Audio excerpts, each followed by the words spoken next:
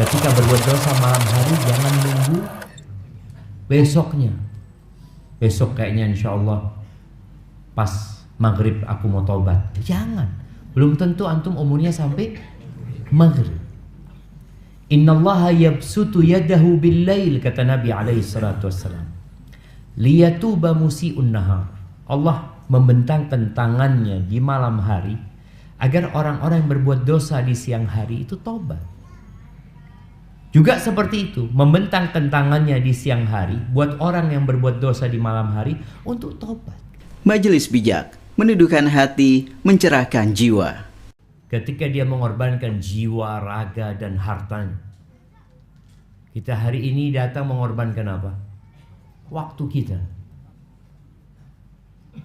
Sebagian mungkin mengorbankan hartanya untuk datang ke tempat ini.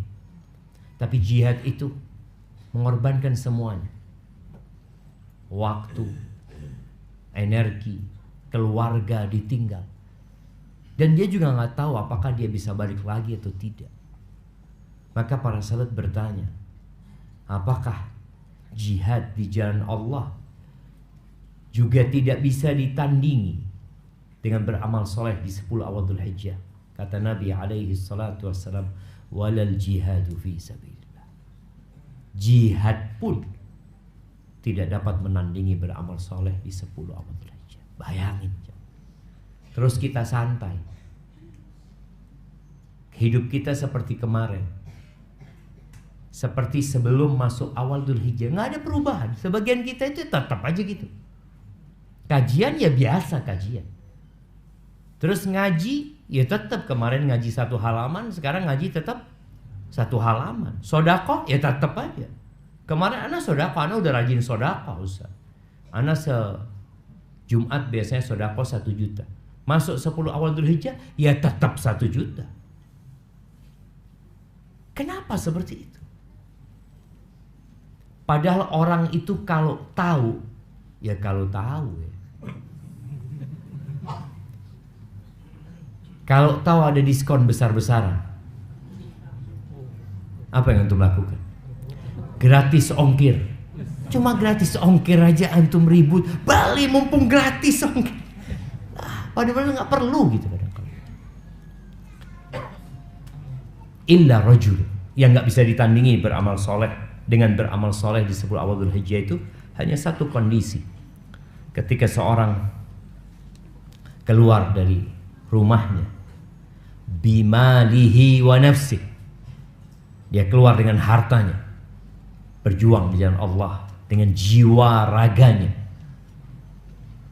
kemudian dia meninggal dunia di medan perang dan tidak ada yang kembali hartanya.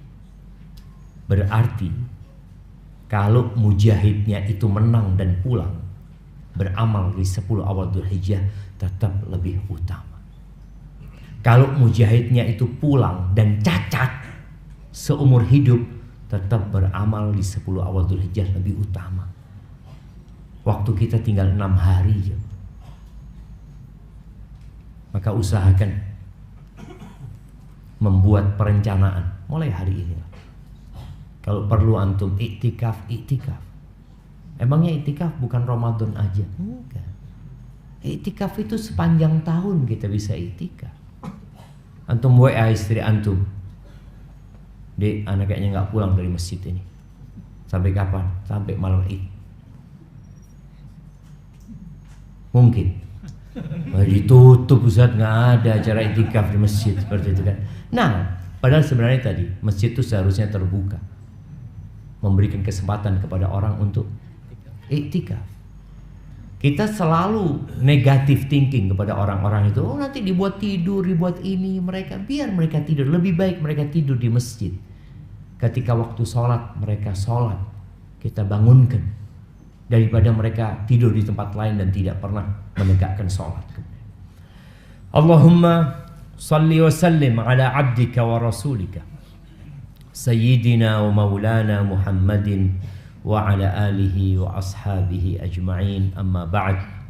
Ya Allah, semoga salawat dan salam, berkah dan nikmat senantiasa Engkau curahkan untuk hamba kekasih-Mu untuk baginda Nabi kita Muhammad alaihi salatu wassalam, untuk keluarga beliau, untuk istri-istri beliau, untuk putra-putri beliau, dan untuk seluruh sahabat Nabi.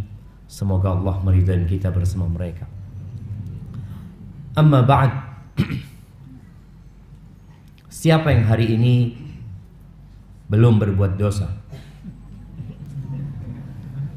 atau tidak berbuat dosa? Siapa yang sejak hijrah dia berhenti berbuat dosa? Nah, ahibati fillah, ketika Aisyah radhiyallahu taala anha, As-Siddiqah bintus Siddiq, istri Nabi Muhammad sallallahu alaihi wasallam yang sangat beliau cintai, beliau mengatakan kepada suaminya Rasulullah sallallahu alaihi wasallam, "Ara'aita in adraktu ayya lailatin lailatul qadar?" Bagaimana pendapatmu ya Rasulullah kalau aku dapat malam Lailatul Qadar? Aku baca apa? Subhanallah syama. Kata Nabi alaihi salatu wassalam, "Quli Allahumma innaka afuwun tuhibbul afwa fa'fu anni." Di malam Lailatul Qadar disuruh minta ampun. Di malam terindah sepanjang masa tuh malam Lailatul Qadar. Ada satu malam di 10 akhir Ramadan. Hanya ada satu malam yang lebih baik dari 1000 bulan. Itu kalau dapat itu, engkau minta ampun sama Allah. Minta maaf, katakan Allahumma innaka afuwun tuhibbul afwa fa'fu anni. Ya Allah, sesungguhnya engkau maha pemaaf, engkau cinta dengan maaf, maafkan aku ya Allah. Secara tidak langsung Nabi alaihi salatu wasallam mengajarkan kepada Aisyah, itu kesempatan besar engkau untuk minta maaf sama Allah, karena engkau banyak dosanya. Itu istri Nabi sallallahu alaihi wasallam. Bagaimana dengan bapaknya? Bapaknya Aisyah radhiyallahu taala anha yang dijamin masuk surga. Yang Nabi alaihi salatu wasallam mengatakan, tidak ada seorang pun yang pernah berbuat baik kepada kami melainkan kami sudah balas, illa Abu Bakar, kecuali Abu Bakar. Allah yang akan balas dia dari baiknya Abu Bakar. Kalau bicara ibadahnya jangan ditanya. Pernah Nabi alaihi salatu wasallam mengatakan di majlis bersama para sahabatnya, man asbaha minkumul yawma sha'iman, siapa yang pagi ini puasa? Kata Abu Bakar, ana. Tanya lagi, siapa yang hari ini sedekah kepada fakir miskin? Kata Abu Bakar, ana. Tanya lagi yang ketiga, siapa yang hari ini membesuk orang sakit? Kata Abu Bakar, ana. Tanya lagi, siapa yang hari ini mengantarkan jenazah? Kata Abu Bakar, ana. Nabi tanya, dijawab. Majtama'na fi mri'in illa dakhalal jannah. Tidaklah hal-hal itu terkumpul di satu orang melainkan orang itu akan masuk surga. Abu Bakar kalau sedekah jangan ditanya. Umar hanya mampu setengahnya. Ingin mengingatkan kembali, kalau bicara sedekah, antum jangan pernah melihat yang diberikan, tapi lihatlah yang disisakan. Antum sedekah 100.000, banyak gak 100.000? Tapi antum tinggal 1 M, sedikit lah. Antum sedekah 1 juta, Banyak 1 juta. Tapi antum tinggalkan 1 M. Berapa persen yang antum sedekahkan? 0,01.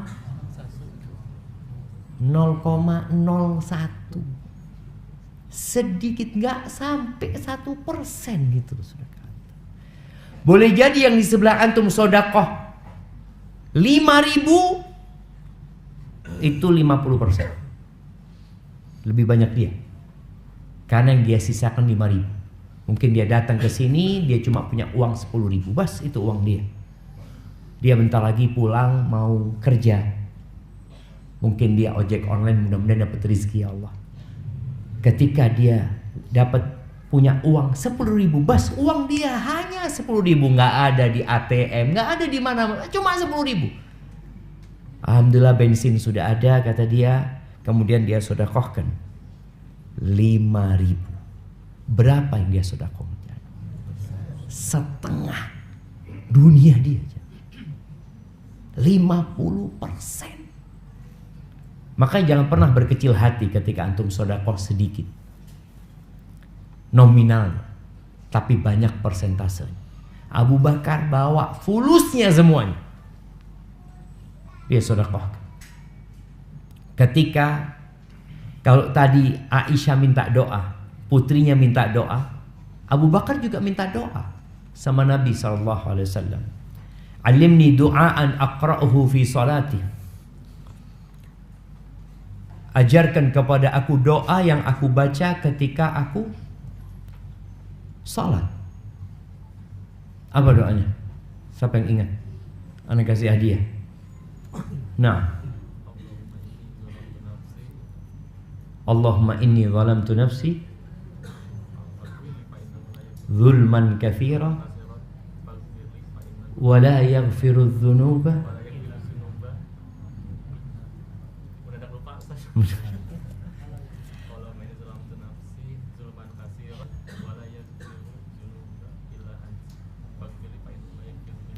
faghfirli. Apa tambahannya? Maghfiratan min indik warhamni innaka antal ghafur rahim. Ana kasih hadiah buat antum. Nah, mudah-mudahan berangkat haji, yang lengkapin juga ana kasih hadiah. Mudah-mudahan berangkat haji dan umroh antum itu. Yang lainnya juga jamaah ya. Ana mau bagi ini tapi harus mati ini orangnya jamaah. Karena urusan warisan, kalau itu berangkat haji. Nah, jamaah rahimakumullah. Minta doa, putrinya minta doa disuruh minta maaf. Bapaknya minta doa disuruh minta ampun sama Allah. Bayangin jemaah. Disuruh mengatakan Allahumma inni zalamtu nafsi zulman katsira. Abu Bakar kau ini yang dijamin masuk surga. Masuk surga Abu Bakar saja. Tapi disuruh baca doa, ya Allah sesungguhnya aku menzalimin diriku dengan kezaliman yang banyak. Itu Abu Bakar. Bagaimana dengan kita? Yang sebagian kita mengatakan, Ustadz, anak ini setelah hijrah banyak tertimpa musibah, Ustadz. Banyak cobaan dan ujian. Apa dikarenakan dosa-dosa anak yang masa lalu, Ustaz? Anak katakan sama dia, emangnya antum sudah berhenti berbuat dosa? Iya. Antum bicara dosa antum cuma yang lalu. Sejak antum hijrah sudah nggak ada dosa antum. 0. Sudah jadi orang baik antum. Nggak pernah menyentuh dosa. Abu Bakar jemaah. Disuruh mengatakan aku menzalimin diriku dengan kezaliman yang banyak. Maka ketika antum mengatakan musibah datang silih berganti, boleh jadi karena dosa masa lalu dan dosa sekarang. Dosa sekarang. Kita nggak berhenti berbuat dosa. Maka kenapa Nabi SAW mengajarkan itu kepada Abu Bakar? Itu pesan buat kita semuanya. Untuk tidak ujub dengan dirinya. Tidak merasa sudah soleh, sudah baik. Ana mungkin sudah sekarang jadi panitia kajian. Ana udah nggak riba. Alhamdulillah. Tapi bukan berarti antum bersih dari dosa. Banyak dosa kita. wa la yaghfiru dzunuba illa anta. Dan tidak ada yang bisa mengampuni dosa kecuali Engkau ya Allah. Faghfirli, ampuni aku ya Allah. Maghfiratan min indik, ampunan dari sisimu. Warhamni, kasihi aku ya Allah. Jadi sama sekali nggak ada bangga dengan perbuatannya, bangga dengan kesolehan dan perjuangannya, bangga dengan pengorbanan, nggak ada. Dan itu yang harus ditanamkan di diri kita, bahwa kita punya dosa banyak. Innaka antal ghafur rahim. Sesungguhnya Engkau Maha Pengampun dan Maha Pengasih. Ahibati fillah, dosa itu ada 3 macam. Dosa yang tidak diampuni, dosa yang Allah tidak akan tinggalkan. Ada dosa yang Allah akan ampuni. Dosa yang tidak diampuni kita tahu namanya syirik.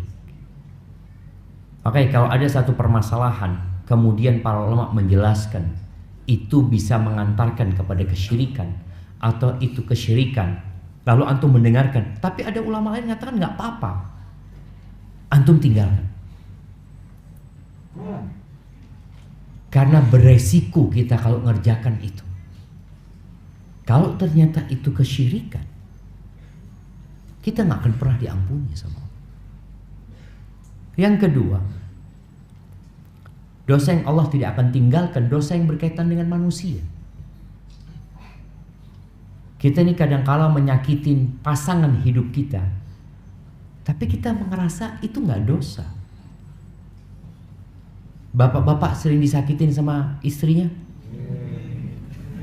Ana tanya lagi. Bapak-bapak sering disakitin sama istrinya?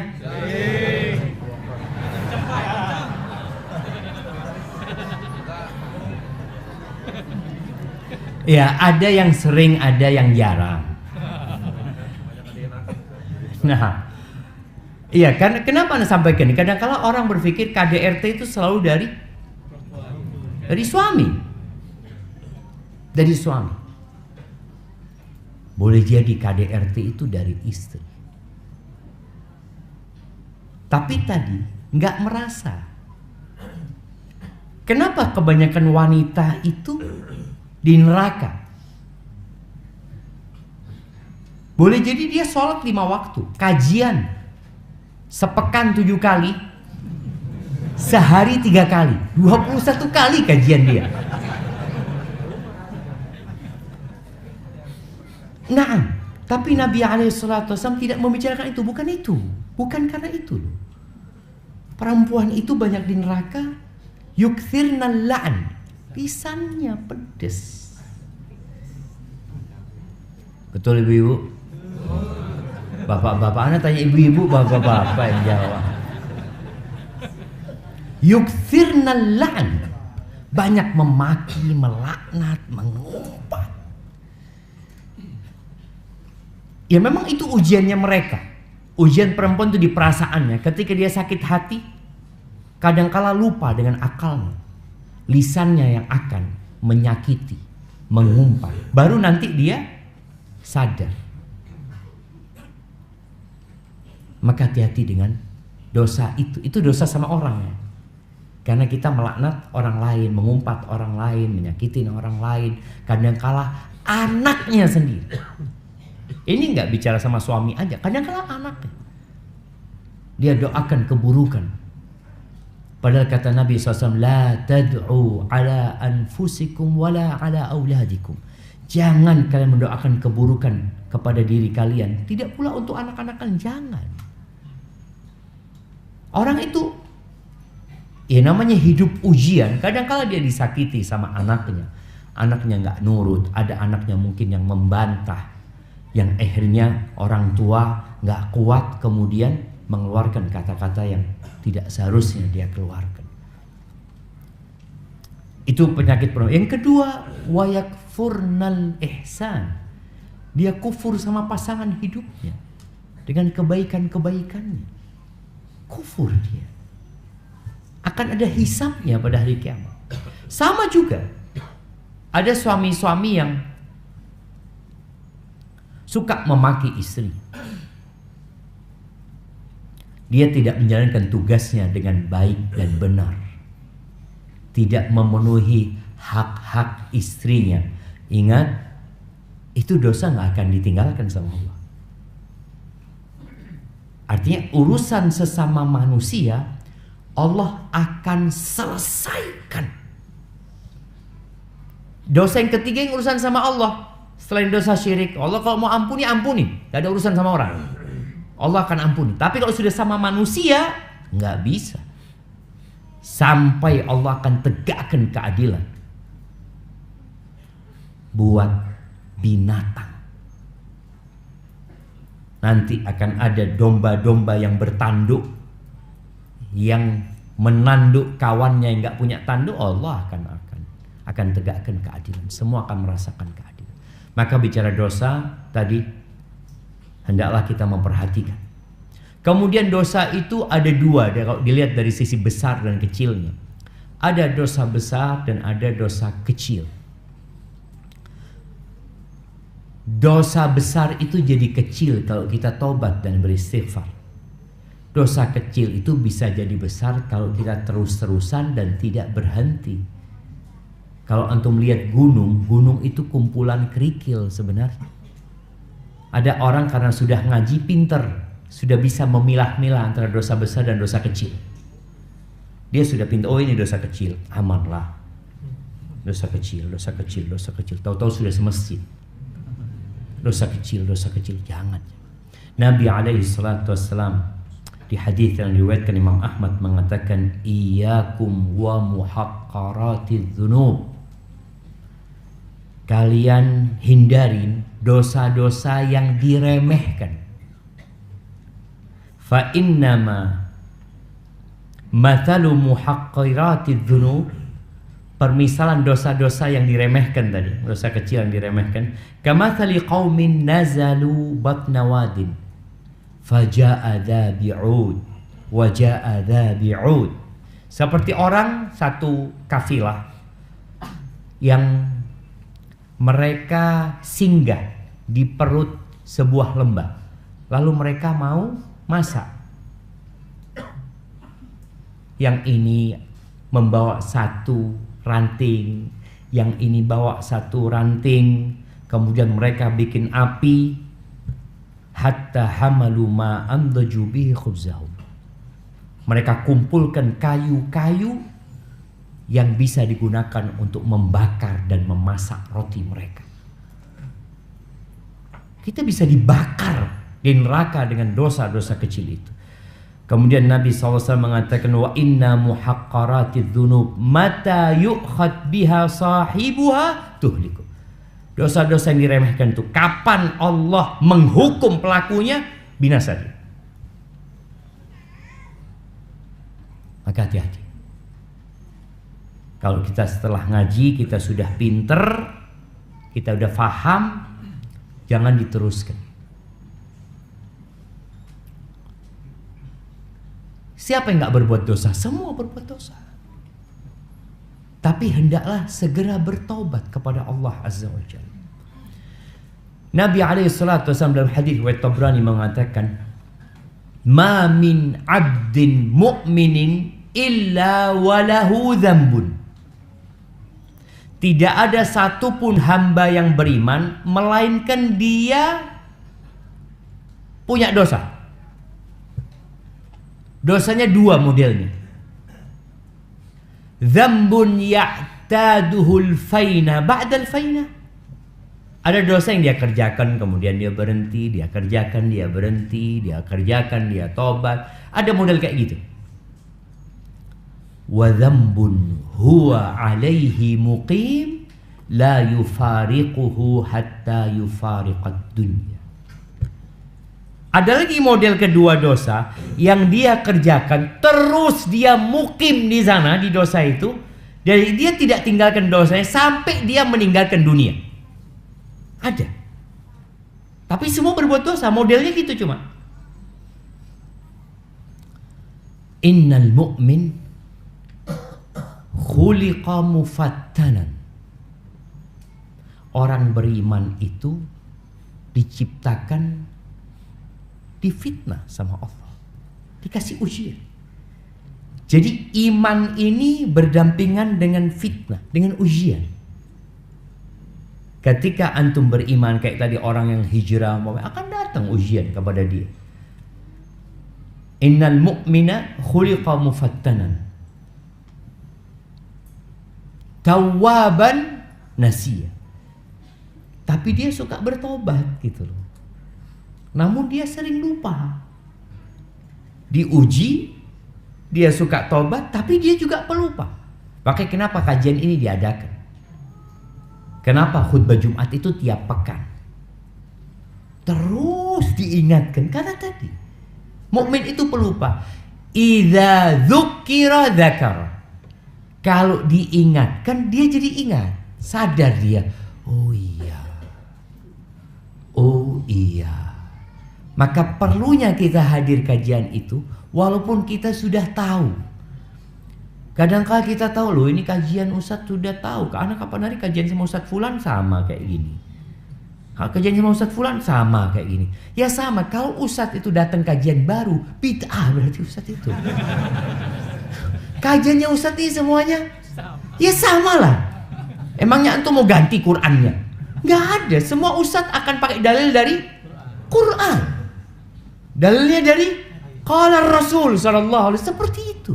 Tapi kita itu memang pelupa. Harus ikut kajian lagi, datang kajian lagi. Nanti tafsir Al-Fatihah. Udah tiap hari anak baca Al-Fatihah. Iya. Antum tapi hadir. Agar antum diingatkan kembali. Tafsir juz amma. Udah dulu anak sama Ustadz Fulan. Lu datang jamaah. Karena kita tadi khuliqa mufattanan tawwaban nasiya. Pelupa, suka lupa. Jangan itu ustadznya dia lupa. Anak kadang-kala nyampaikan hadis umpamanya. Tahu-tahu aja Ustadz ingat waktu itu nyampaikan ini. Yang mana? Ustadznya aja lupa. Apalagi jamaahnya. Oh beda lah Ustadz. Kalau jamaah ini kayak alat perekam Ustadz. Makanya nggak ada jamaah bawa buku lagi sekarang Ustadz. Mereka sudah ada merekam. Ya mungkin ya beda generasi sekarang. Kalau generasi dulu anak lihat bawa kitab nulis ya. Sekarang yang bawa buku berapa orang? Oh iya. Nah setelah antum ingat tolong diingatkan yang lain. Yang antum catat antum bagi sama yang lainnya. Antum bagi. Kalau temannya tadi umpamanya setelah antum catat temannya nggak catat, dia izin. Boleh anak foto. Boleh nggak apa-apa. Fadhal. Mudah-mudahan manfaat. Ya nggak apa-apa. Ini sebagai bentuk kita membagikan faedah yang kita dapat ketika kajian. Jadi perlu namanya peringatan. Maka kita saling mengingatkan. Ketika Allah Azza wa Jalla menyebutkan tentang manusia yang dia benar-benar berada dalam kerugian, innal insana lafi khusrin. Allah menyebutkan empat kriteria mereka tidak merugi. Illal ladzina amanu wa amilus sholihat. Mereka beriman, mereka beramal soleh, nggak cukup ternyata jamaah. Jadi antum jadi orang baik aja nggak cukup. Terus watawasau bil haq. Harus ada upaya menjadi orang baik yang memperbaiki orang lain. Tapi saling memperbaiki. Watawasau itu dari kedua belah pihak. Kita ingatkan kawan kita, nanti kita lupa kawan kita ngingatkan kita. Seperti itu. Watawasau bis sabr. Yang terakhir ya memang kudu sabar. Kita itu kalau jadi orang baik banyak yang suka. Coba untuk jadi orang baik di masyarakat. Masya Allah, fulan. Tapi ketika antum naik levelnya menjadi orang yang memperbaiki, hilang baiknya antum. Antum dianggap ikut campur urusan orang. Ketika sahib antum nggak sholat, antum sholat, kata sahib antum, masya Allah, fulan soleh. Tahu dari mana? Masya Allah, selalu adzan ke masjid. Tapi ketika antum sudah ngajak dia sholat, hilang solehnya antum, fulan, aduh ngurusin urusan orang. Subhanallah jamaah. Ya tadi, watawasau bis sabar, kudu sabar antum. Dan ingat, tugas mengingkari kemungkaran itu bukan tugas ustadz, tapi tugas setiap muslim. Kata Nabi SAW, man ro'a minkum mungkaron, barang siapa, umum, mau ustadz, mau orang biasa, dia melihat kemungkaran, dia rubah. Siapa aja. Terus terang, yang datang ke masjid itu rata-rata orang baik. Betul. Kayaknya betul Ustaz. Ya insya Allah Anda berbaik sangka. Karena banyak orang yang gak datang ke masjid. Nah, tugas antum menyampaikan kepada orang yang tidak datang ke masjid. Antum semua punya kawan, punya keluarga. Biasanya kadang-kala satu orang ngaji, alhamdulillah keluarganya belum. Nah, tugas antum bagaimana? Menyampaikan yang disampaikan Ustaz kepada keluarga. Tapi anak belum mampu Ustaz. Lu antum bukan disuruh ceramah, cuma disuruh menyampaikan. Tahu namanya menyampaikan itu? Oh tadi Ustaz ngomong gini, selesai. Kalau kemudian dia tanya, kalau gini hukumnya apa? Wallahu a'lam, mana nggak tahu. Ya apa-apa, antum menyampaikan. Itu namanya menyampaikan. Bagaimana ketika jin mendengarkan Al-Quran, satu kali dia mendengarkan kajian Nabi SAW, Nabi bacain Al-Quran. Allah Azza wa Jalla menceritakan di surat Al-Ahqaf ya, wa idh sarafna ilaika nafaram minal jin yastami'una al-Quran falamma hadaru qalu ansitu falamma qudiya wallau ila qaumihim mundirin. Ini ada sekelompok jin, dikatakan jin itu dari jin Nasibin dari Yaman sana tadi. Mereka dengarkan Nabi SAW baca Quran, mereka perhatikan. Sekali mereka berjumpa dengan Nabi SAW, pulang menyampaikan kepada kaumnya. Apa yang didengar itu yang disampaikan, jangan antum tambah-tambahin. Yang bermasalah ketika kita nyampaikan sesuatu yang kita nggak tahu, sudah itu sampaikan kepada keluarga. Maka ingat, ketika seorang mulai menyampaikan, antum harus bersabar. Jamaah rahimakumullah, kembali kepada masalah dosa yang menempel sama kita, yang kita harus benar-benar berusaha untuk bertobat dan jangan menunda tobat. Kalau antum berbuat dosa hari ini, jangan nunggu besok tobatnya. Ketika datang malam hari, bertobatlah. Ketika berbuat dosa malam hari, jangan nunggu besoknya. Besok kayaknya insya Allah pas maghrib aku mau tobat. Jangan. Belum tentu antum umurnya sampai maghrib. Innallaha yabsutu yadahu bil-lail, kata Nabi alaihi salatu wassalam, liyatuba musi'un nahar. Allah membentangkan tangannya di malam hari agar orang-orang yang berbuat dosa di siang hari itu tobat. Juga seperti itu, membentangkan tangannya di siang hari buat orang yang berbuat dosa di malam hari untuk tobat. Dalam riwayat Imam Bukhari dari Anas radhiyallahu anhu, Anas berkata, kita tahu generasi terbaik adalah generasi sahabat Nabi alaihissalam yang mendampingi Nabi alaihissalam. Kemudian generasi yang baik pula adalah generasi tabi'in. Siapa tabi'in itu jemaah? Nah, yang hidup di zaman sahabat. Belum. Nah, siapa yang mau jawab yang benar jawabannya? Yang belajar ke sahabat.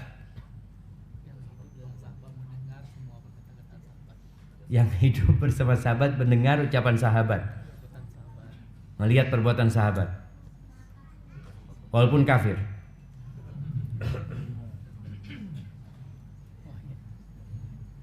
Nah, berarti dia yang beriman, melihat sahabat, Itu disebut tabi'in. Tapi beriman. Sebagaimana sahabat itu adalah yang hidup di masa Nabi SAW, melihat Nabi, beriman. Soalnya Abu Jahal juga sejaman sama Nabi SAW, melihat Nabi SAW, mendengar dari Nabi SAW. Dengar, Abu Jahal itu dengar Quran langsung dari Nabi SAW. Apakah kemudian jadi sahabat? Enggak. Barakallahu fikum. Anda kasih hadiah buat antum. Warisan, nanti bagi-bagi warisan antum. Iya. Ini Anas berkata kepada tabi'in. Anas sahabat. Dia mengatakan, innakum la ta'maluna a'malan hiya adaqqu fi uyunikum minasy-sya'r. Kalian sesungguhnya kalian benar-benar melakukan perbuatan-perbuatan yang dalam pandangan kalian perbuatan itu dianggap kalian remeh, bahkan lebih remeh daripada, lebih kecil, lebih tipis daripada rambut. Inna kunna la na'udduha ala ahdi Rasulillah sallallahu alaihi wasallam minal mubiqat.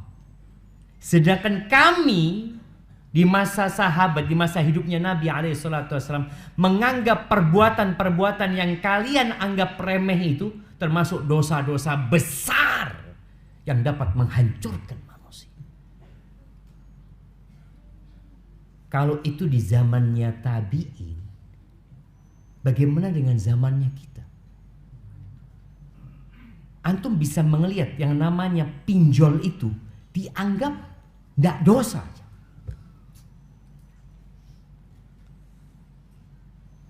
Emangnya nggak boleh pinjol, Ustaz? Boleh apa nggak boleh ya? Ya tergantung lah. Ribanya nggak boleh kan? Ribanya nggak boleh. Kita lihat di masyarakat yang namanya bank harian. Ada bank harian. Apa sebutnya sih? Bank keliling. Bank keliling. Bangling ya, bangling. Iya, itu bank keliling. Masyarakat melakukan itu tanpa ada malu, tanpa ada merasa dosa. Orang kalau berbuat dosa itu malu loh. Makanya orang berbuat dosa itu sembunyi-sembunyi. Karena dia tahu yang aku lakukan dosa. Ini terang-terangan. Terang-terangan dia melakukan dosa itu. Dianggap kenapa? Aku ini membantu orang lain. Coba tanyakan kepada mereka, terbantu tidak? Iya, terbantu. Walaupun dipentung dari belakang. Itu yang terjadi. Artinya ada banyak ya. Kalau di zaman tabi'in aja Anas mengatakan itu. Bagaimana kalau Anas hidup di masa kita sekarang ini? Dalam kehidupan rumah tangga coba dilihat juga. Ada mungkin yang dianggap remeh, tapi boleh jadi itu mengantarkan ke neraka. Ahibati fillah. Ketika perang Uhud, umat Islam itu kalah. Iya. Awalnya menang, kemudian Allah kasih kekalahan. Meninggal dari para sahabat Nabi kira-kira 70 orang. Terluka banyak dari para sahabat, bahkan Nabi kita alaihi salatu wasallam termasuk yang terluka pada waktu itu. Penyebabnya apa? Nah, siapa yang mau jawab? Apa penyebabnya? Nah,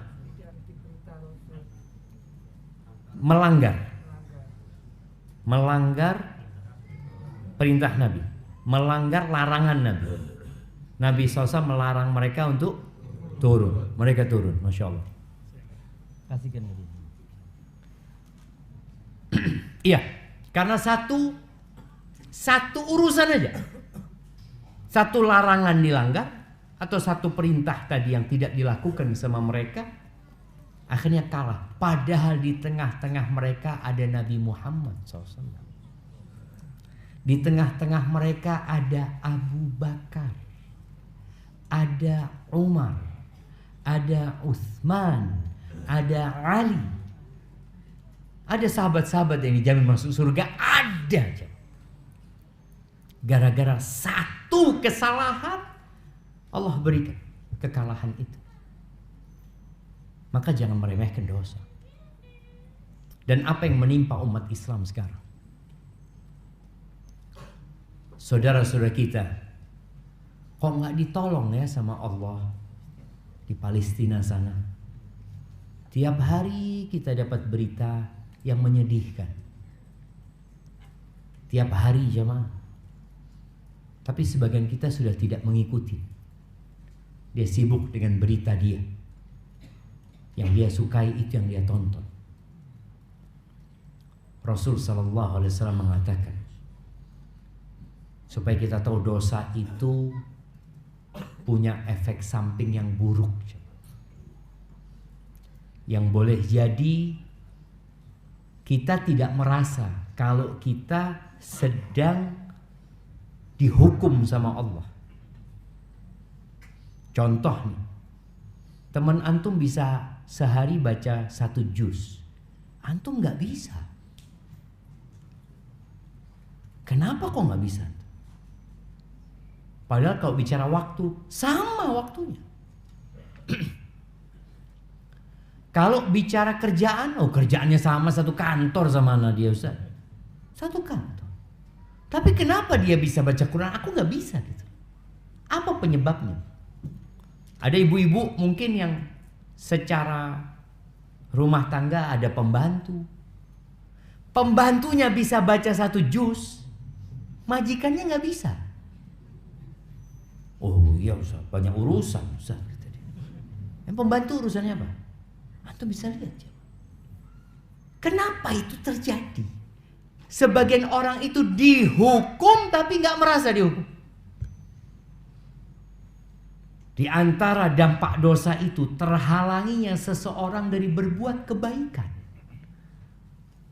10 awal Dzulhijjah seharusnya berlomba-lomba dalam kebaikan, kita santai.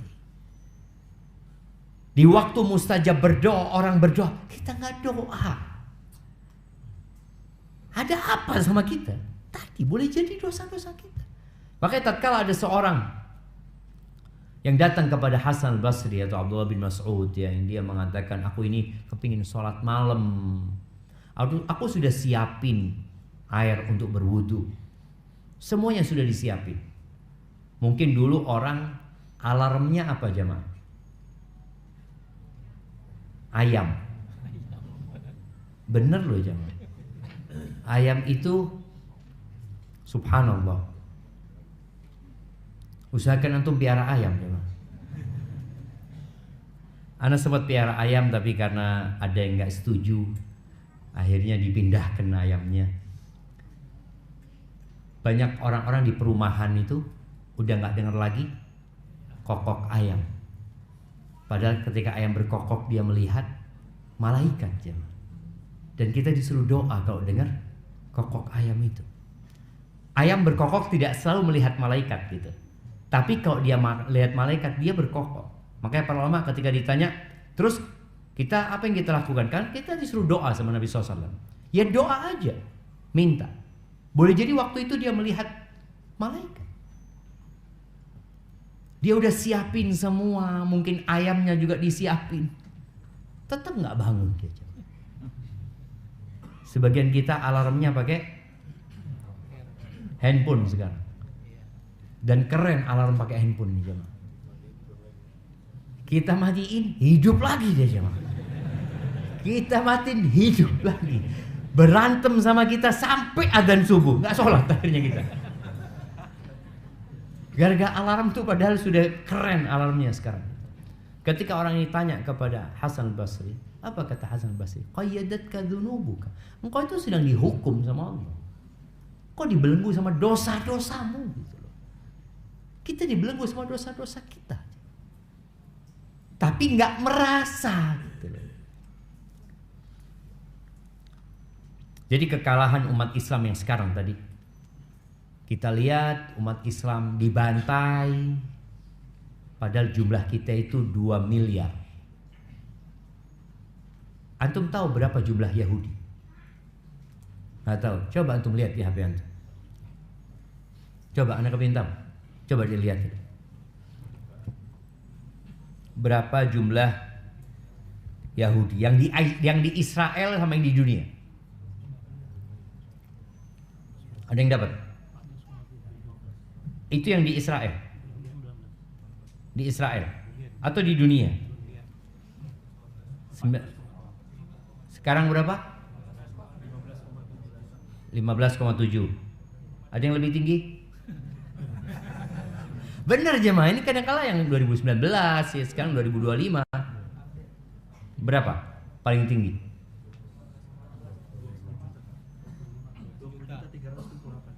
2025 20 juta. Anggap 25 juta. Bisa menghinakan 2 miliar. Bayangin. Makanya ketika Nabi alaihissalatu wassalam mengatakan nanti kalian akan dikeroyok sama umat-umat itu. Sebagaimana orang kalau mau makan itu saling memanggil, ayo kita bantai, ayo kita habisi. Sahabat bertanya kepada Nabi alaihissalatu wassalam, awa min qillatin nahnu yawma itu. Kita dikeroyok, dihabisi, dihinakan itu karena jumlah kita sedikit. Kata Nabi alaihissalatu wassalam, bal antum yawma idzin katsir. Banyak jumlah kalian pada waktu itu. Dan kita lihat sekarang nih ya, 2 miliar menghadapi 20 juta. Nggak bisa berbuat apa. Oh iya Ustaz, mereka punya senjata. Pada waktu perang Badar, umat Islam itu jumlahnya 300 belasan. Musuhnya 1000. Yang naik kuda di umat Islam cuma 1, Al-Miqdad bin Aswad. Yang orang kafir 1000 orang dengan pasukan berkuda, dengan baju besi. Mereka datang untuk perang. Yang 300 ini datang untuk menghadang kafilah. Tapi kenapa Allah menangkan? Karena yang memenangkan itu memang Allah. Bukan karena jumlah, bukan karena persenjataan, sama sekali. Maka Allah katakan, iyansurkumullah fala ghalibalakum. Kalau Allah memenangkan kalian, tidak ada yang bisa ngalahkan kalian. Nggak ada. Wa iyakhdzulkum. Tapi kalau Allah mau menghinakan kalian, Allah al-khudlan itu nggak ditolong. Kalau Allah tidak menolong kalian, fama yansurukum min ba'di. Siapa yang akan nolong kalian? Siapa? Makanya kemarin ada sebuah pertanyaan dari jamaah di Australia. Dia mengatakan di sana itu banyak demonstrasi dilakukan sebagai bentuk protes terhadap Israel. Ya, yang demo ya non muslim, muslim Ustaz, ikut macam-macam. Gimana sih? Apakah boleh kita ikut? Ana sampaikan. Kenapa saudara-saudara kita dibantai sama Israel? Bukankah mereka umat Islam? Bukankah mereka di atas kebenaran? Bukankah Allah berjanji akan menolong? Kenapa Allah nggak menolong kita? Kita perlu introspeksi diri kita. Jangan-jangan kita penyebab saudara-saudara kita dibantai. Tapi tadi kita ini nggak sadar. Kita berpikir dengan seperti itu kita membela saudara kita. Enggak. Nabi alaihissalatu wassalam mengatakan, idza tabaya'tum bil'ina wa raditum biz-zara wa akhadtum adnab al-baqar wa taraktumul jihad sallatallahu alaikum dhullan la yanzi'uhu. Kalau sistem jual beli kalian riba yang terselubung, Dan kita tahu Yahudi itu mengkaji Al-Quran. Dia tahu bahwa umat Islam ini selama ini menang karena Allah menolong mereka. Bagaimana Allah tidak menolong umat Islam? Dan mereka tahu awal-awal yang melariskan riba ini siapa? Yahudi. Dan mereka dilaknat. Allah sebutkan dalam Al-Quran, wa aklihimur riba wa qad nuhu anhu. Mereka makan riba dan sudah dilarang. Akhirnya mereka dilaknat sama Allah SWT. Mereka dibinasakan. Allah nggak nolong Yahudi. Mereka adalah umatnya Nabi Musa pada waktu itu. Nggak ditolong sama Allah Azza wa Jalla ketika mereka melakukan pelanggaran. Dan mereka ingin itu terjadi sama umat Islam. Bagaimana umat Islam makan riba sehingga Allah tidak nolong. Dan itu yang terjadi sekarang. Kalau sistem kalian riba yang terselubung, orang kalau sudah riba ini berarti cinta dunia. Kalian sibuk dengan pertanian kalian, dengan peternakan kalian, semua ingin mengamankan posisi duniawi. Dan kalian tinggalkan jihad, maka Allah akan menimpakan kepada kalian dzullan. Ingat, yang menimpakan siapa? Allah, bukan Israel. Oh, tapi Israel kan salah. Iya, Israel itu kalau antum tahu, nabi mereka bunuh. Kok bayi-bayi? Nabi.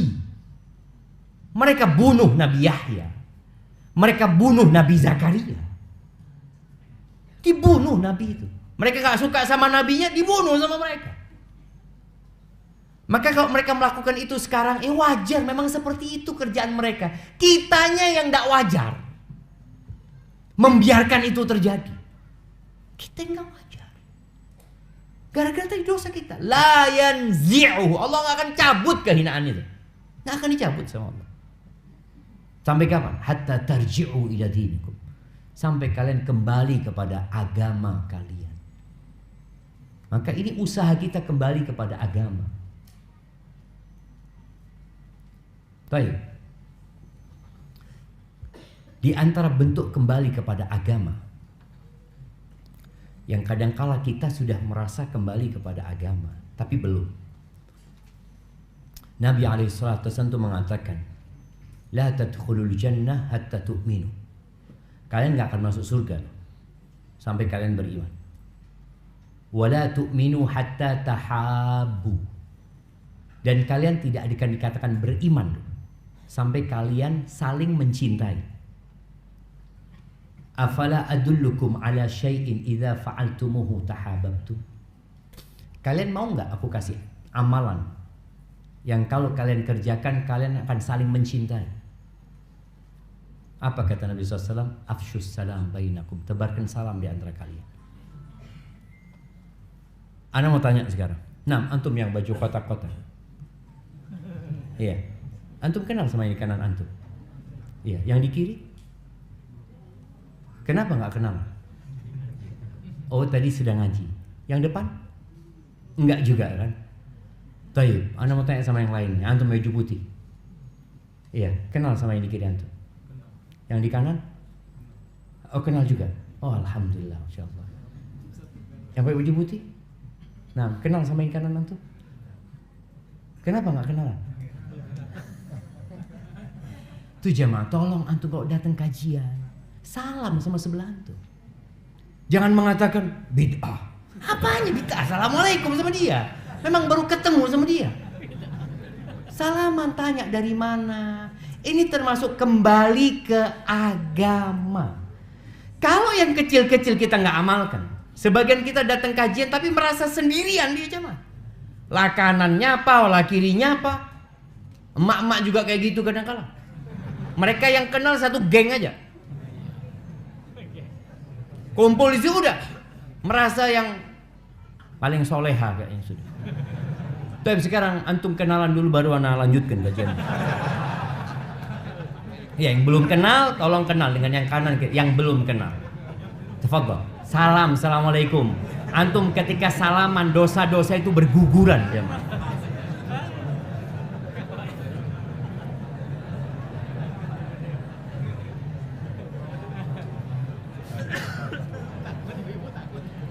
Ibu-ibu sudah kenalan? Nah, kadang-kadang tetap aja nggak mau kenal, jadi disuruh. Tolong ya. Dan itu lakukan setiap ketemu saudaranya, setiap berjumpa sama saudara. Katakan assalamualaikum. Jangan karena kenal baru assalamualaikum. Atau memang duduknya karena sudah kenal. Maka nanti yang satu kelompok mai 2-3 orang ketika datang kajian mencap. Supaya antum dapat saudara baru. Dapat saudara baru. Jadi sambil nunggu ustaz datang, antum silakan ngobrol ahlan wa sahlan, tanya sama dia. Baik jamaah, kembali kepada dosa.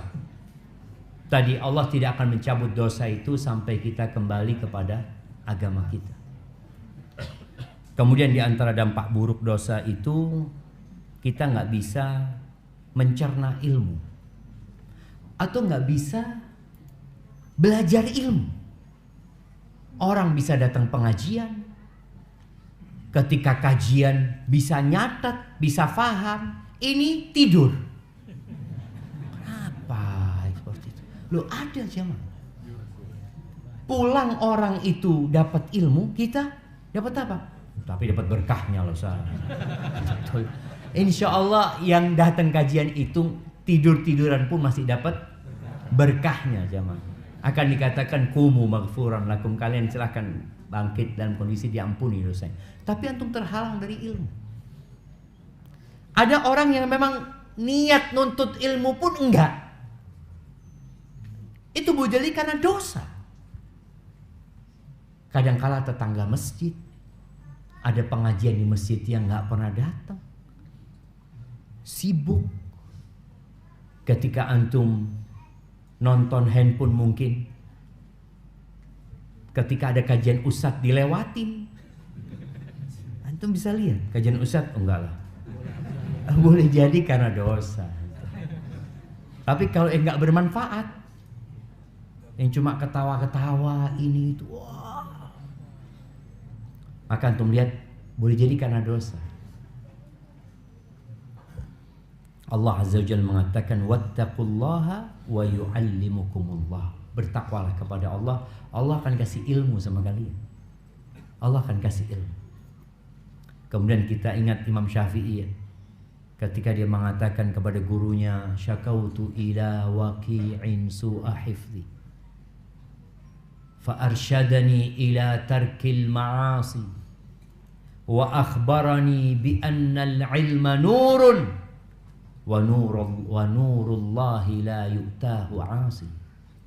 Aku pernah ngeluh sama Waki, aku kok susah belajar ya, hafalan-hafalan cepat hilang. Sebagian kita itu mungkin ngelihat ya, orang lain sudah hafal juz amma, anak umur 60 tahun nggak sampai juz amma. Ya kan nggak wajib Ustaz. Loh iya, kita bukan bicara wajib, kita bicara mencari sebuah kemuliaan dan kehormatan. Orang nanti di akhirat itu akan disuruh baca Quran. Kalau antum punya Quran, baca Quran, suruh baca. Derajatmu itu di akhir ayat yang kau baca. Ada orang susah Ustaz, anak itu ya Allah susah menghafal Ustaz. Ya sudah, tinggalkan maksiat. Enggak Ustaz, jangan suudzon sama anak. Anak memang karena sudah tua. Lu subhanallah jemaah. Ada perempuan umur 60 tahun baru mulai menghafal Quran. Umur 63 sudah hafal 30 juz. Kok bisa dia? Lalu antum mengatakan anak sudah tua, sudah nggak mungkin. Terus alasan itu kita buat agar kita tidak mendapatkan kehormatan. Jangan lagi dilakukan. Berusaha, boleh jadi memang karena dosa-dosa kita. Waktu kita sama orang 24 jam. Makanya kadang-kala MC mengatakan ya untuk mempersingkat waktu, nggak ada waktu bisa dipersingkat gitu. 24 jam jadi 23 jam gitu, nggak ada. Tetap segitu waktu itu jemaah. Ya tetap waktu itu seperti itu. Pakai tadi kalau antum mengatakan enggak, waktunya dia berkah, waktunya kita enggak berkah. Itu masalah. Dan penyebabnya dosa. Ada dosa yang kita lakukan. Kemudian di antara dampak buruk dosa ini dihalangi dari rizki. Gimana sih Ustadz ini? Ana lihat orang-orang tetangga ana sholat enggak, tapi fulus. Ana yang soft pertama Ustadz, Allahu Akbar. Besok nggak tahu mau makan apa. Ingat, rizki itu pada hakikatnya yang bermanfaat buat kita. Ada orang uangnya banyak, tapi nggak bermanfaat buat dia. Jadi azab buat dia. Makanya ketika Nabi SAW berbicara tentang harta, manusia mengatakan mali, mali. Manusia mengatakan hartaku, hartaku ya. Lalu Nabi SAW mengatakan hartamu itu yang kau makan itu milikmu, kemudian jadi kotoran. Yang kau pakai kemudian sampai usang. Jadi dipakai sampai usang, tapi kalau dipakai ditaruh ya disimpan, belum tentu milikmu. Boleh jadi milik anaknya, boleh jadi milik ahli waris, dan yang kau sodakohkan. Adapun sisanya fatarikuhu linnas, punya orang. Maka tadi ada orang yang dihalangi dari rizki gara-gara dosa. Nggak bisa memanfaatkan rizkinya dalam ketaatan kepada Allah Azza wa Jalla. Padahal fulus banyak. Seharusnya dia bisa punya rumah di surga, tapi nggak punya juga. Ternyata uangnya dibelikan untuk kemewahan yang kurang berguna sama dia. Ada lagi yang mungkin beli tas, yang biasa beli tas siapa? Tunggu jamaah. Iya, yang biasa beli tas ibu-ibu. Tolong kalau beli tas baru, kalau punya yang baru, yang lama dikeluarin. Itu jadi rizki. Karena yang dikeluarkan itu yang jadi milik dia. Kalau yang dia pakai, dia simpen, belum tentu milik dia. Tahu-tahu milik ahli warisnya. Nah, sayang gitu, engkau gak punya apa-apa. Yang kau sedekahkan biasanya yang jelek-jelek. Ya, kebanyakan kita itu kalau sudah jelek, bismillah sudah, bagikan kata dia. Loh, tolong. Tadi rizki, dia halangi dari rizki gara-gara dosa yang kita lakukan, sehingga kita tidak dapat manfaat dari harta yang kita miliki. Atau boleh jadi seret rizkinya memang. Allah mengatakan, "Waman yattaqillaha yaj'al lahu makhrajan wa yarzuqhu min haitsu la yahtasib." Barang siapa yang bertakwa kepada Allah, Allah akan kasih solusi dari semua masalah dia. Dan Allah akan kasih rizki dari arah yang tidak disangka-sangka. Sekarang ini di negeri kita sedang terjadi badai PHK. Nggak sebanyak waktu COVID sih. Tapi banyak yang di PHK. Apa solusinya? Ya bertakwa kepada Allah. Pintu rizki itu bukan hanya bekerja. Kita ini memang sejak SD itu diajarin untuk rajin belajar, untuk nurut, sampai SMP, SMA, kuliah, tujuannya jadi apa? Jadi pegawai. Jadi disekolahkan untuk jadi pekerja. Jadi pendidikan itu untuk mencukupi kebutuhan tempat-tempat kerja ini, industri. Pintu rizki itu bukan hanya bekerja. Ada banyak pintu rizki. Di antara pintu rizki yang paling utama tadi bertakwa kepada Allah Subhanahu wa taala. Bertawakal kepada Allah, ya. Kemudian memperbanyak istighfar. memperbanyak istighfar, banyakin aja istighfar, minta ampun sama Allah Subhanahu wa taala. Kemudian usaha dikerjakan. Usaha itu tadi nggak harus kerja sama orang. Boleh jadi antum usaha sendiri. Ana seneng banget tadi ketika lewat sini, kanan kiri jualan semua ngomong. Ini suaranya sampai nggak ke mereka? Hah? Sampai keluar? Oh alhamdulillah gitu ya. Ya usahakan jangan sampai yang di sana nggak dengar kajian gitu loh. Cuma ngitung fulus doang dia. Yang dikhawatirkan mereka nunggu ini kok nggak bubar-bubar kajian. Baru jadi fulus tuh kalau bubar gitu kan, seperti itu. Maka alhamdulillah kalau mereka dengar, semoga buat jadi manfaat buat mereka juga. Tadi pintu rezeki itu banyak. Di antaranya adalah memperbanyak istighfar, bertobat kepada Allah Subhanahu wa taala. Kemudian di antara dampak buruk dari dosa itu adalah ruwet urusan. Rumit. Dipersulit urusan kita. Jadi ketika antum melihat kok sulit, ya sudahlah antum hamparkan sejadah, antum duduk istighfar, minta ampun sama Allah Subhanahu wa taala. Kadang-kala sebagian kita itu ketika rumit urusannya, ketika dikasih penyakit yang nggak kunjung sembuh, dia langsung mengatakan, ana pernah dengar Ustadz menyampaikan bahwa musibah turun itu salah satunya untuk mengangkat derajat.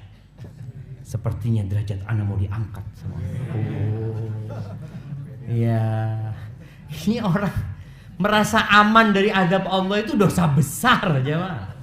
Dosa besar.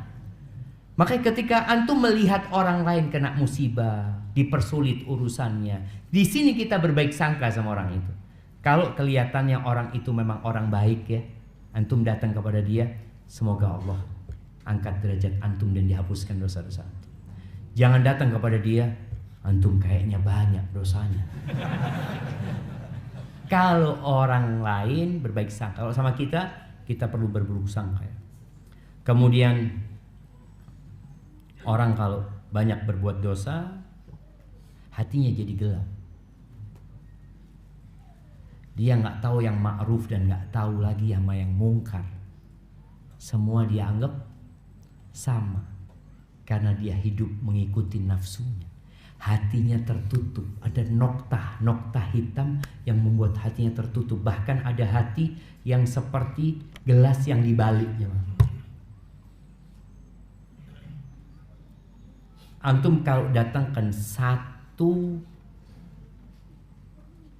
mobil tangki untuk memasukkan air ke sini, kira-kira setelah berapa mobil tangki air akan masuk? Sampai kiamat gak masuk. Karena dia kebalik. Nggak ada. Hati itu kalau terus kita berbuat dosa, awalnya hitam-hitam, bisa hati itu kebalik. Sehingga tadi ustadz didatangkan, sejuta ustadz didatangkan, nggak akan dengar. Maka jangan sampai hati kita ditimpa kegelapan, sehingga Allah Subhanahu wa taala mempersulit hidayah untuk masuk dan mempersulit ketaatan buat diri kita. Dan dosa itu melahirkan dosa, sebagaimana ketaatan melahirkan ketaatan. Antum kalau sudah berbuat ketaatannya, insya Allah terus akan taat lagi. Ketika antum di rumah, karena sekarang ana lihat godaan di rumah itu jauh lebih besar daripada di jalanan. Ya boleh jadi ungkapan ana salah. Karena antum di rumah itu dengan adanya handphone sekarang bisa ke jalanan, bahkan bisa nyebrang pulau, nyebrang benua, antum di rumah. Kalau dulu orang mau berbuat maksiat itu keluar rumah, dulu ada istilahnya cuci mata. Nah, apa? Hah? JJS. Oh, JJS. Sekarang masih ada. Iya, jalan-jalan sore momennya tadi kan. Ada JJP. Jalan pagi. Nah, iya, anak pernah jalan-jalan sekali jamaah sama istri sama anak-anak. Anak-anak minta ke alun-alun di Jember lah. Mana? Kita dari Jember, masa Bandung?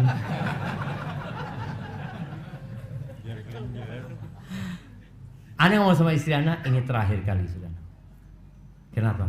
Kayaknya anak banyak dosa di sini. Iya, anak ngomong enggak sudah. Banyak yang nggak boleh dipandang, sedangkan kita disuruh menghindari tempat-tempat fitnah gitu ya. Jangan antum karena sudah hafal juz amma, anak mau nyoba iman anak, ada jemaah. Jangan, udah pokoknya hindari tempat-tempat kita berbuat dosa. Ketika antum di sana suntuk ya, kemudian ajakan berbuat dosa banyak, berangkat ke masjid, datang ke rumah Allah. Tapi yang jadi masalah kadang-kala masjidnya tutup juga. Ini mungkin anak usul kepada teman-teman yang ngurus masjid, diadakan di masjid itu ruangan yang selalu terbuka. Enggak harus dibuka semuanya, enggak. Tapi ada area yang di situ orang bisa sholat, di situ orang bisa iktikaf, mungkin mau duduk di sana, mau ngaji, disediakan Al-Quran ya, disediakan buku-buku. Dan kok bisa semua masjid seperti itu diadakan memang ruang yang selalu terbuka, sehingga ini bentuk kita mengajak umat Islam untuk kembali ke agama dan kembali ke rumah Allah Subhanahu wa taala. Barakallahu fiik, itu mungkin yang dapat Anda sampaikan pada kesempatan kali ini. Yang benar dari Allah Azza wa Jalla, yang salah dari diri anak pribadi. Allah dan Rasul terbebaskan dari kesalahan itu. Ada pertanyaan enggak? Kayaknya nggak ada yang tanya. Alhamdulillah. Nah, Anda lihat nggak ada kertas? Ada satu pertanyaan langsung, fadhol. Assalamualaikum warahmatullahi wabarakatuh. Saya datang di Ustaz. Saya menanya tadi, saya kalau nggak salah menyimak, kata Ustaz ada dosa yang tidak diampuni oleh Allah Subhanahu Wa Taala, itu syirik. Nah, kalau misalnya kita melakukan kesyirikan, terus kita bertobat dan tidak mengulanginya lagi sampai kita meninggal dunia, apakah masih ada harapan untuk? Ya, Assalamualaikum Ustaz. Semoga Ustaz dan jamaah selalu dalam lindungan Allah. Ibu. Ustaz, sebenarnya saya malu menyampaikan. Ada yang mengganjal dan sepertinya sampai sekarang saya masih merasa ketakutan dengan apa yang saya lakukan. Begini Ustaz, 2 hari yang lalu pulang kerja, saya diajak teman nonton film Mission Impossible di bioskop. Lalu saya berpikir, ya udahlah malam ini, karena kan 10 hari Dzulhijjah itu pada siang hari. Tapi saya jadi takut Ustaz, apakah itu termasuk dosa maksiat? Bagaimana saya cara menebus tobatnya? Apakah ada sholat yang harus saya kerjakan? Bang Ustaz. Barakallahu fikum. Siap, ini pertanyaan kedua ya. Ana jawab sebentar lagi. Ada pertanyaan pertama dari ikhwan, karena kayaknya memang karena pengurusnya ini perempuan, yang dikasih mic itu mak-mak.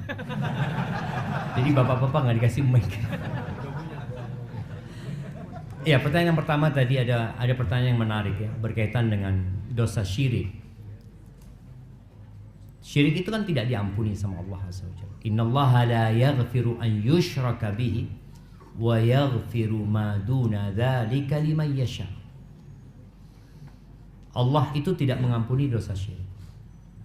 Kalau ada yang menyebutkan Allah nggak akan ampuni. Selain dosa syirik Allah ampuni. Maksudnya kalau orang itu mati dalam kondisi melakukan kesyirikan. Ada ayat lain yang mengatakan innallaha yaghfiru dzunuba jami'an. Sesungguhnya Allah mengampuni semua dosa buat orang yang bertobat.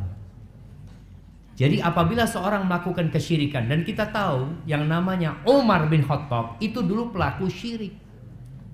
Umar bin Khattab bukan hanya pelaku syirik, bahkan ingin membunuh Nabi SAW, ingin berbuat jahat kepada umat Islam. Tapi ketika bertobat, Umar bisa menjadi orang nomor 2. Bahkan mengalahkan Uthman bin Affan, mengalahkan Ali bin Abi Thalib.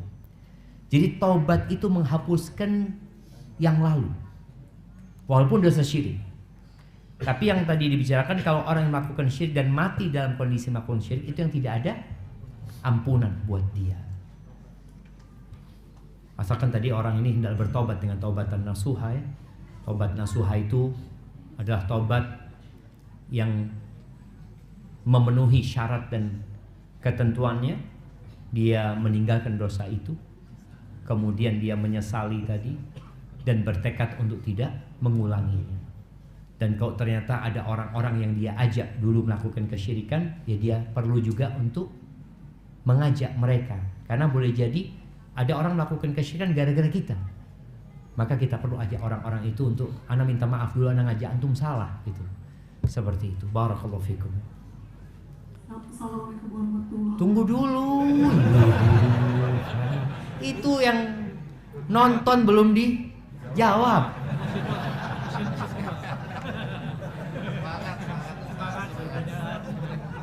Nah, berkaitan dengan pertanyaan kedua tadi.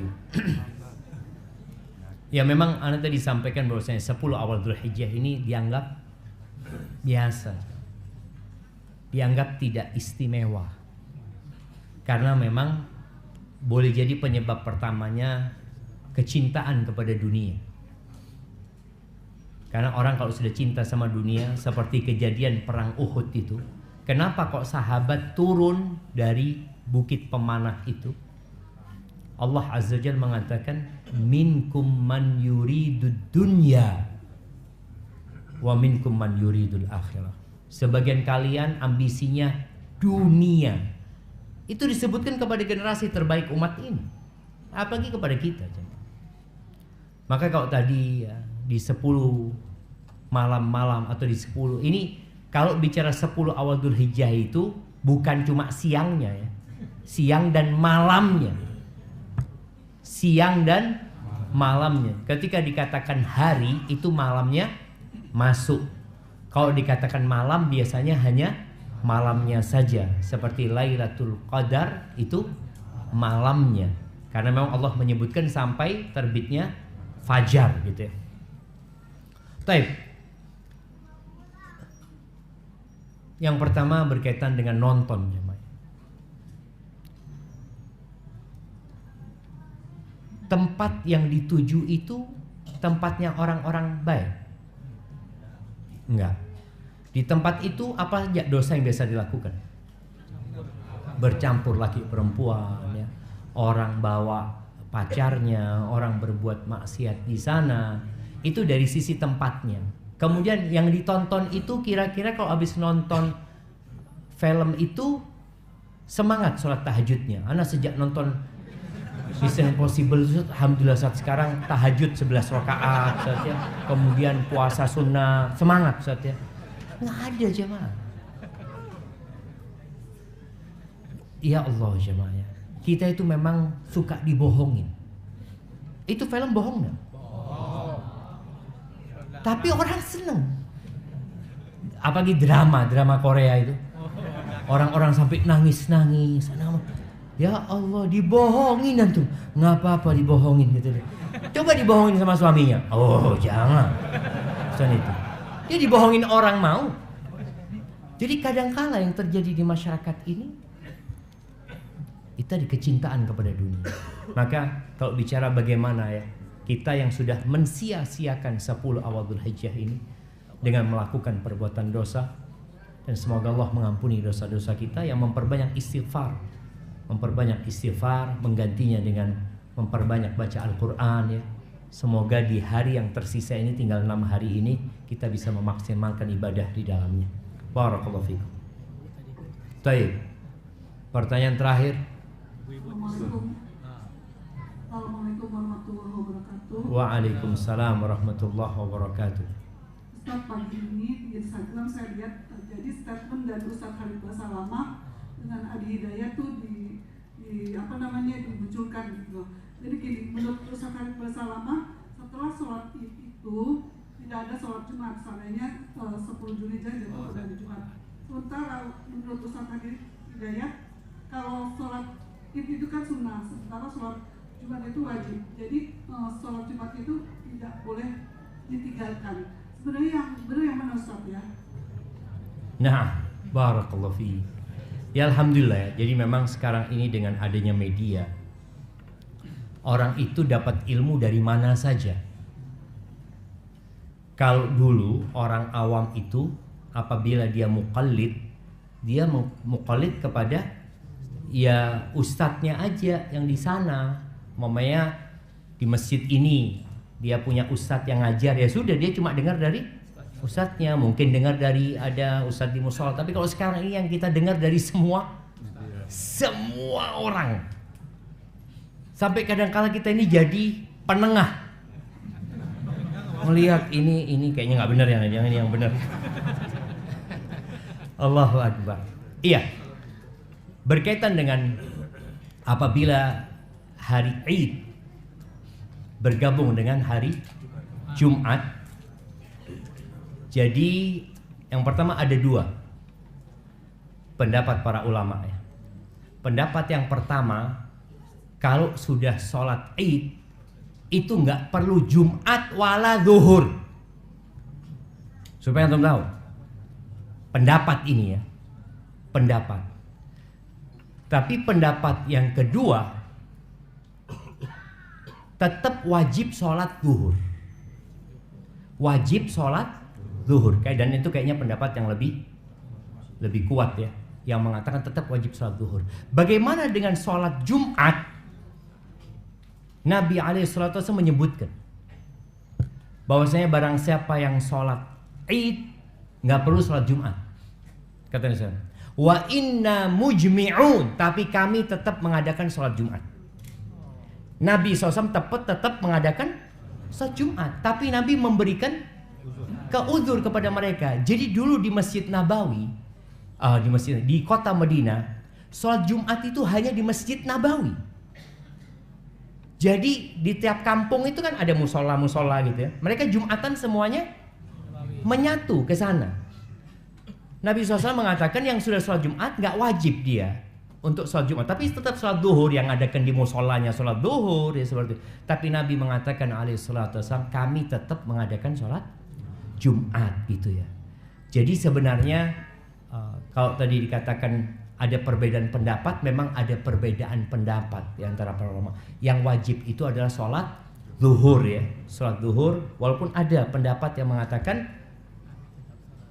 nggak sholat zuhur, sudah mencukupi itu dengan sholat Id. Itu menggantikan Jumat, Jumat itu kan menggantikan zuhur gitu loh. Akhirnya nggak perlu sholat zuhur. Ada yang berpendapat seperti itu. Cuma yang lebih kuat, wallahu a'lam bishawab ya, boleh jadi pendapat ini nanti ada yang membantah. Ya biasa, memang ada khilaf di antara para ulama. Tapi yang jelas, yang nggak sholat Id berarti wajib sholat Jumat. Yang tidak sholat Id wajib sholat Jumat. Yang sudah sholat Id silahkan yang mau sholat Jumat. Tapi masjid-masjid yang biasa mengadakan sholat Jumat ya tetap mengadakan sholat Jumat. Tetap sholat Jumat. Dalam artian ada orang-orang yang mungkin tadi nggak ikut sholat Id gitu loh, sehingga dia tetap bisa sholat Jumatan gitu. Kalau ternyata nggak ada yang Jumatan, Anda mau sholat di mana gitu, seperti itu. Padahal dia tadi sholat nggak sholat Id ya. Dan sholat Id ini hukumnya ada yang mengatakan fardu kifayah ya, ada yang mengatakan kalau dikatakan sunnah. Wallahu alam, ana lupa bagaimana perbedaan pendapat di antara para ulama. Tapi yang jelas apabila dia sholat Id, dia nggak harus sholat Jumat. Namun Nabi SAW tetap mengadakan Jumatan. Dan masjid-masjid yang biasanya Jumatan silahkan tetap mengadakan sholat Jumat. Dan antum yang mau ikut Jumatan tetap ikut Jumatan. Dalam artian antum ngelihat di sini ada Jumatan, ana kayaknya enggak lah, ana mau sholat duhur aja, nggak apa-apa. Tapi kalau antum mau ikut Jumatan, tafadhol.